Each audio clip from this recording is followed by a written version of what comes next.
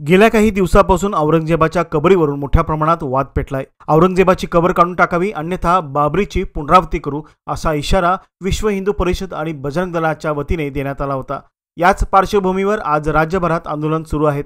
कोल्हापुरातील जिल्हाधिकारी कार्यालयासमोर देखील बजरंग दलाकडून आंदोलन करण्यात येते।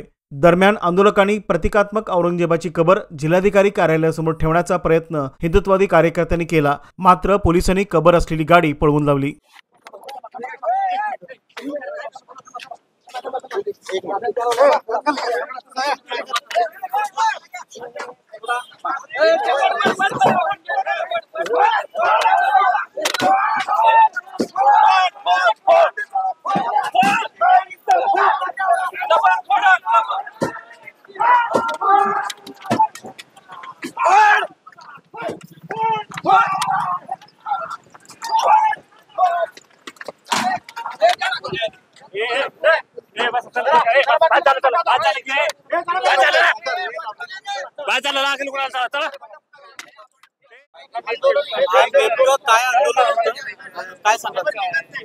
ज्या औरंग्यानं हिंदू समाजावरती अनुचित अत्याचार केले त्या औरंग्याची कबर 1909 साली त्यावेळीच्या ब्रिटिश सरकारने छत्रपती संभाजीनगर या ठिकाणी संरक्षित केलेली आहे। त्याचा संरक्षित दर्जा हटवून ती औरंगजेबाची कबर या महाराष्ट्राच्या भूमीतून काढली गेली पाहिजे, यासाठी बजरंग दलाच्या माध्यमातून संपूर्ण महाराष्ट्रामध्ये आंदोलन केलं जात आहे।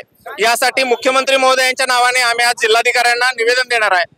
जी कबर या ठिकाणी केलेला आहे त्याचा जे काही त्याच्या बाजूने जे काही देखावा केलेला आहे किंवा त्या ठिकाणी जे काही संरक्षित केलेला आहे त्याच्यावरती अनेक करोडो रुपयाचा खर्च आजपर्यंत या सरकारच्या माध्यमातून झालेला आहे, तो थांबवला गेला पाहिजे। याच्या माध्यमातून जे राजकारण वेळोवेळी महाराष्ट्राच्या भूमीमध्ये पिकवलं जातंय तर ते यापुढे चालणार नाही आणि या औरंग्याची कबर या महाराष्ट्राच्या भूमीतून हटवली गेली पाहिजे, ही आमची मागणी आहे। प्रतिकात्मक कबर आणलं होता, समिती काढून घेतली।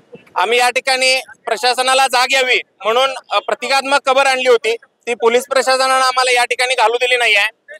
ती प्रतिकात्मक कबर होती। जर ती प्रतिकात्मक कबर अशा पद्धतीने इथं चालत नाहीये तर ती औरंगजेबाची कबर या महाराष्ट्राच्या भूमीवरती प्रशासनाला कशी काय चालते, हा आमचा खरा अर्थाने सवाल आहे।